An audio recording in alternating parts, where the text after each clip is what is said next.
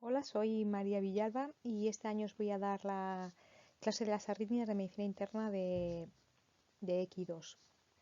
En la clase, sobre todo vamos a enfocar la clase a describir los tratamientos, el enfoque clínico y el pronóstico de las principales arritmias que afectan a los caballos.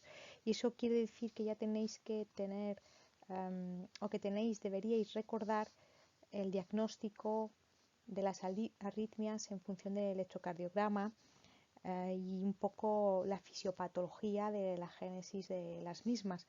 Como entiendo que se os ha podido olvidar, os he hecho este pequeño tutorial, es muy básico, es corto, pero bueno, en el que vamos a mostrar conceptos que se os han podido olvidar útiles para la clase de las arritmias. Y principalmente vamos a hablar en este tutorial, vamos a recordar las arritmias que después vamos a ver en los caballos.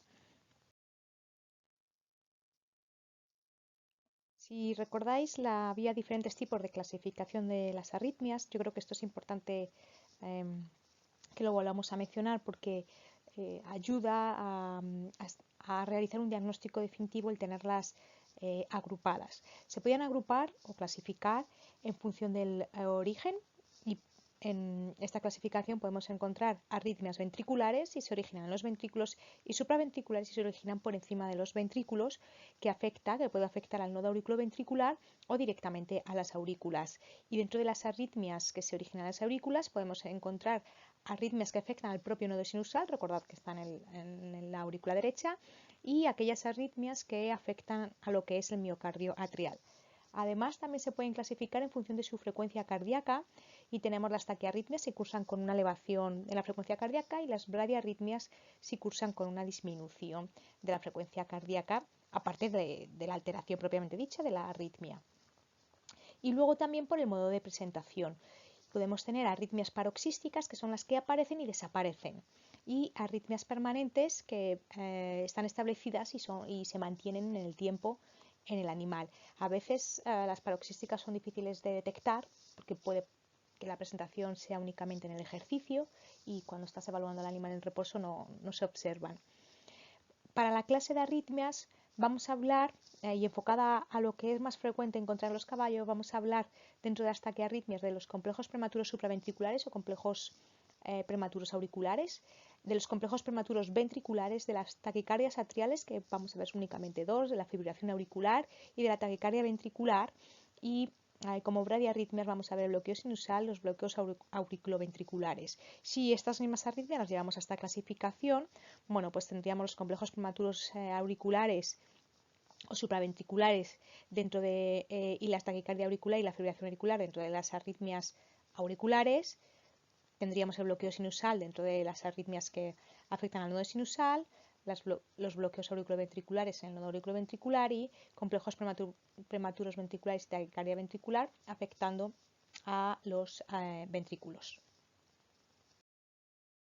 Bueno, y antes de comenzar a ver las arritmias, vamos a hacer un recuerdo anatómico del corazón y de su sistema de conducción. Si recordamos, pues esto sería un corazón con la aurícula derecha, ventrículo izquierda, entrada de las cavas en la aurícula derecha, de las venas pulmonares en la aurícula izquierda. Y el sistema de conducción pues tiene el nodo sinusal que está en la aurícula derecha, en esta zona, el nudo auriculoventricular, y la conducción se inicia normalmente cuando es sin un ritmo normal en el nodo sinusal, viaja a través de las aurículas por las vías interatriales, llega al nodo auriculoventricular, de ahí pasa hacia las DGIS y por la red de Purkinje bueno, pues atraviesa todo el ventrículo o conduce por todo el ventrículo para producir una contracción. ¿Cómo se origina el electrocardiograma? Bueno, pues primero tenemos que el nodo sinusal emite o produce una descarga eléctrica que va a viajar por las vías interatriales hacia el nodo auriculoventricular, y esto va a producir en este recorrido produce la contracción de las aurículas que nosotros vemos. Todo lo que vamos a mostrar aquí es derivación 2 para no liarlo mucho, y lo que nosotros vemos es una onda P positiva en derivación 2 que es la contracción de las aurículas. El estímulo llega al nodo auriculoventricular y ahí está un tiempo en reposo, porque el nodo auriculoventricular controla cuándo puede pasar el estímulo a los ventrículos. Y eso es lo que se denomina el intervalo PR. Así que el intervalo PR es el tiempo que está el estímulo retenido en el nodo auriculoventricular. A partir de aquí viaja o conduce hacia los ventrículos por haz de His y red de Purkinje y produce el complejo QRS en el electrocardiograma.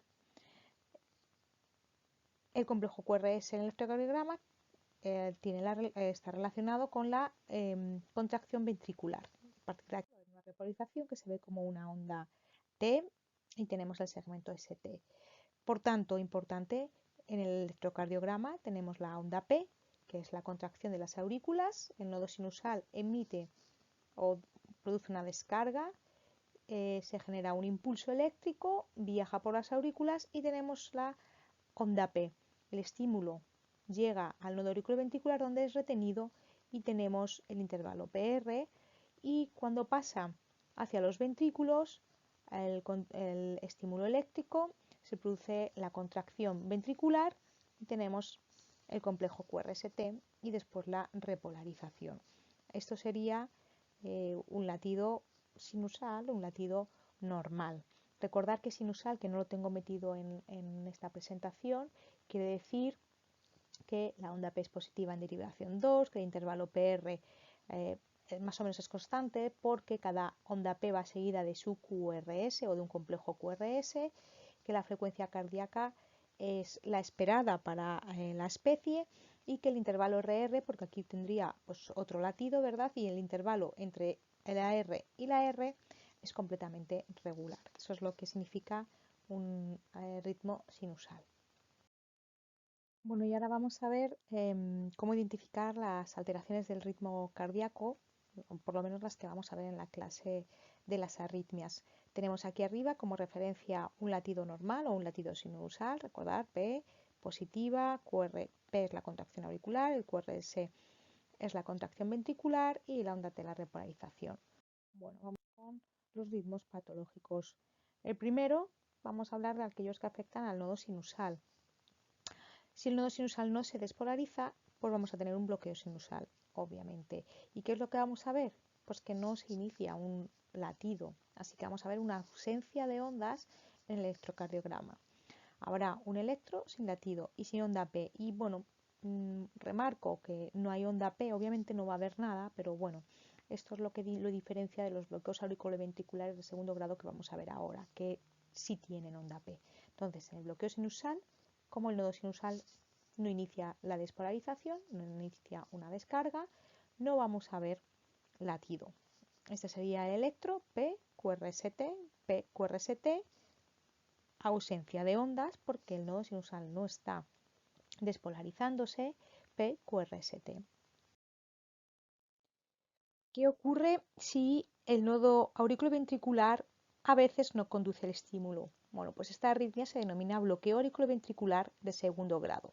El nodo auriculoventricular, que está entre las aurículas y el ventrículo, en ocasiones no es capaz de transmitir la contracción auricular o el impulso eléctrico que le viene de las aurículas hacia los ventrículos. En el electro, por tanto, lo que vamos a ver es que hay contracción auricular, va a haber una onda P, pero al quedar bloqueado el impulso en el nodo auriculoventricular, nada va a pasar a los ventrículos y por tanto no vamos a ver QRST. En el electro, este es un ejemplo, pues tenemos la onda P, QRST, P, QRST y de repente vemos una pausa larga o un intervalo RR largo, el doble que el precedente, en el que observamos una onda P sin su correspondiente QRST. Y el observar la onda P es lo que lo diferencia del bloqueo de la pausa sinusal, en el cual la línea es isoeléctrica y no vemos tampoco una onda P que indica la contracción auricular. Si lo que ocurre es que el nodo auriculoventricular nunca deja pasar el estímulo, en el bloqueo auriculoventricular de segundo grado a veces pasan, a veces no. En el caso de que nunca ocurra, lo que tenemos es un bloqueo auriculoventricular de tercer grado, obviamente una patología mucho más severa. El impulso no es capaz de transmitirse hacia los ventrículos. ¿Qué vamos a ver en el electro? Pues ondas P de contracciones auriculares y ningún QRST asociado a esas ondas P. Obviamente esto es un ritmo incompatible con la vida, una onda P, una onda P, una onda P, porque no va a haber una contracción ventricular para inyectar sangre al sistema arterial. El corazón ante esto responde generando latidos o ritmos, si son varios latidos juntos, de escape ventricular, es decir, una zona de los ventrículos asume el mando y de forma ectópica late para mantener cierto gasto cardíaco. Bueno, ¿y qué ocurre cuando hay una zona en las aurículas, como puede ser esta que está aquí señalada, que emite o se despolariza antes de tiempo y sin esperar a que el nodo sinusal emita su despolarización normal para que viaje por las aurículas al nodo auriculoventricular? Bueno, pues si una zona de las aurículas se despolariza antes que el nodo sinusal, lo que vamos a tener es un complejo prematuro supraventricular. Prematuro porque es antes de tiempo y supraventricular porque se originan las aurículas, que también se puede decir esta sístole auricular, esta sístole supraventricular o complejo prematuro auricular. Bien, en el electro que vamos a ver, pues lo que vamos a ver es que interpolado o intercalado entre complejos normales, PQRST, PQRST, hay una onda P que se origina antes de tiempo, el intervalo RR se adelanta, aquí está más próximo, este intervalo RR es más corto que este, vamos a ver un latido que se adelanta en el tiempo porque es prematuro. Y si nos fijamos en la onda P, como el estímulo no viene por las vías normales, que es desde el nodo sinusal por interatriales hasta el nodo auriculoventricular, sino que se origina en otra zona de las aurículas, la onda P va a tener una morfología normalmente diferente. A veces, si este estímulo se me origina aquí, pues será más similar a la de un latido normal, pero dependiendo de dónde se nos forme, tendremos una P muy diferente o algo diferente que se denomina preprima. Y esta es la característica de los complejos prematuros supraventriculares. Intervalo RR, veo claramente que este complejo se me ha adelantado, miro la onda P, veo que es anómala o diferente, es una P', además el QRS es normal porque cuando una zona diferente del nodo sinusal en las aurículas inicia una despolarización, el estímulo cuando llega al nodo auriculoventricular pasa por el nodo auriculoventricular y el haz de His y ya lleva un recorrido normal, así que el QRS de los complejos prematuros supraventriculares normalmente es normal, estrecho. Así que vamos a ver un QRS normal que se me ha adelantado en el tiempo, que además tiene una onda P diferente o P'. Y a veces, dependiendo de si resetea el nodo sinusal, si queda bloqueada con el nodo auriculoventricular, pero bueno, podemos ver una pausa posterior a esta extrasístole. Bueno, y si lo que tenemos es que esta zona que se ha despolarizado y que ha emitido un latido prematuro ventricular, o sea, supraventricular o auricular, constantemente se está estimulando y nos está emitiendo constantemente despolarizaciones, lo que vamos a tener es una taquicardia auricular. ¿Vale? Si tenemos, desde un punto de vista electrocardiográfico, cuando vemos más de 3 complejos prematuros supraventriculares o complejos auriculares prematuros, como los queréis llamar, más de 3, lo llamamos ya taquicardia auricular. Dentro de estas tenemos la taquicardia auricular focal, tenemos la macrorreentrada o el flúter auricular. No vamos a ver no las vamos a ver en profundidad en clase, nos vamos a centrar en la fibrilación auricular, pero bueno, es importante que sepáis que cuando hay más de 3 latidos auriculares o complejos prematuros auriculares, se denomina taquicardia auricular.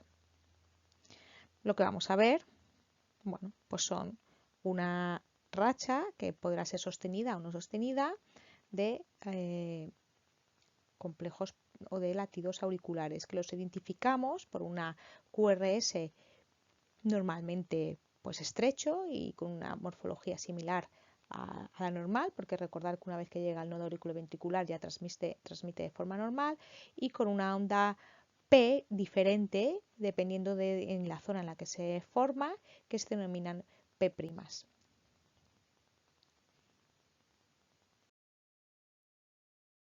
Y en lugar de tener un solo foco que está generando despolarizaciones constantes en la aurícula, como ocurre en las taquicardias auriculares, lo que tengo son múltiples zonas que están produciendo despolarizaciones, descargas o impulsos eléctricos de forma caótica, de forma desorganizada en las aurículas.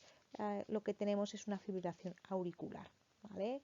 Contracciones caóticas, desorganizadas de las aurículas que no producen una contracción eficaz, porque para que haya una contracción eficaz es necesario que el impulso se genere en el nodo sinusal, viaje por las vías interatriales y llegue al nodo auriculoventricular.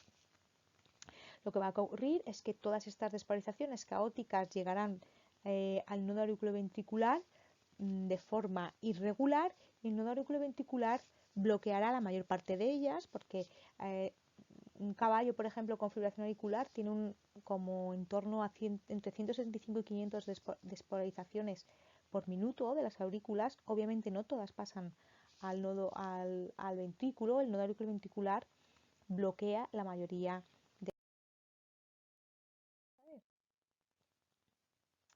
Bueno, pues vamos a ver que no hay ondas P, porque no hay contracción de la aurícula, ni hay una despolarización normal, ni siquiera como en la taquicardia auricular, que a veces podemos ver un movimiento más o menos organizado.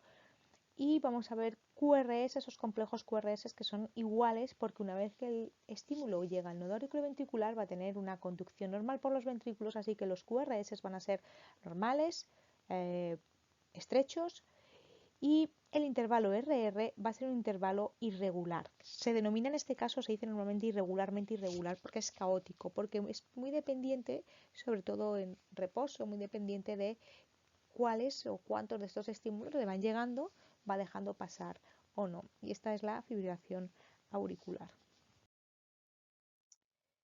¿Qué ocurre si en lugar de las aurículas lo que tengo es una zona de los ventrículos que se despolariza antes de tiempo? Bueno, pues que tengo un complejo prematuro ventricular. Es ventricular, se hace antes de tiempo o se despolariza antes de tiempo, pues prematuro. Y esta sería un poco la clave. En este caso, si el estímulo o la despolarización que me va a generar el QRS no lleva una conducción normal, no viene por nodo auriculoventricular de His y red de Purkinje, porque se genera en una zona baja de los ventrículos, en el septo, por ejemplo, pues lo que voy a tener es que el QRS es completamente anormal. No tiene la morfología de un QRS normal porque lleva una despolarización similar. Así que en el electro voy a ver un latido adelantado, porque es prematuro, se adelanta en el tiempo. No va a haber onda P, y pongo en rojo sin su onda P, porque a veces podemos encontrar una onda P, es decir, puede que de repente pues hay una contracción normal, nodo sinusal, nodo auriculoventricular, los ventrículos, y cuando va a latir el nodo sinusal se me genera un latido prematuro en los ventrículos, un latido prematuro ventricular. Lo voy a ver en el electro, ahora lo voy a poner a continuación, pero a la vez a lo mejor el nodo sinusal ya había emitido la descarga y podemos ver una onda P, pero no es este QRS claramente no es de esta onda P. Ahora lo vamos a ver. Así que a veces el que veáis una onda P delante, en este caso no hay, este sería el aberrante, delante del QRS, no significa que no sea ventricular, ¿vale? Lo que pasa que esa onda P ha coincidido en tiempo con el QRS aberrante o anómalo o ventricular o de latido ventricular que estamos viendo. Así que en el electro vamos a ver un latido normal, de repente voy a ver un latido que se me adelanta en el tiempo. Si esta es la R, pues el intervalo RR aquí es más corto que en los latidos precedentes. Y ese latido, primero miro, anda, se me ha adelantado en el tiempo. Lo siguiente que miro es cómo es la morfología del QRS. Si es normal, recordar que era lo que ocurría en la supraventricular o en las auriculares. Si es ancho y diferente al resto de los QRS, pues pensaré que es un complejo prematuro ventricular. Y en este caso se ha adelantado mucho y no vemos onda P. Pero pudiera ser que si se hubiese retrasado un poquito más, hubiésemos podido ver el inicio de la onda P ahí interpolada un poco. Bueno, y si en lugar de tener solamente un estímulo o un latido que se me adelanta en el tiempo y viene de una zona de los ventrículos, es decir, un complejo prematuro ventricular, lo que tengo es un estímulo constante que está desencadenando un latido constante de la zona de los ventrículos, bueno, pues lo que tengo es una taquicardia ventricular. Es decir, definimos taquicardia ventricular cuando se generan más de 3 complejos prematuros ventriculares consecutivos. Esto es muy importante, tienen que ser consecutivos. ¿Vale? A partir de aquí lo denominamos taquicardia ventricular, que veremos en el electro, pues en este caso un latido normal, otro latido normal. Aquí vemos claramente que un latido se nos adelanta en el tiempo. Este sería el intervalo RR de los latidos normales. Aquí es más corto, tengo un latido adelantado en el tiempo. Y cuando miro la morfología del QRS, el QRS presenta una morfología anormal, aberrante, ancha, lo que sugiere que es un latido que procede de los ventrículos, que en ningún caso ha llevado una conducción normal desde el nodo auriculoventricular hacia His y red de Purkinje. Tenemos más de 3, pues taquicardia ventricular. Si aquí el electro o el animal recuperase el ritmo sinusal, diríamos que es una taquicardia ventricular no sostenida o una racha de taquicardia ventricular. Pudiera ser que ya quede establecida y permanente en el tiempo y se denomina taquicardia ventricular sostenida. Con esto terminamos el recuerdo fisiopatológico de las arritmias, o al menos de aquellas que vamos a ver en la clase de este año de alteraciones del ritmo cardíaco en los caballos.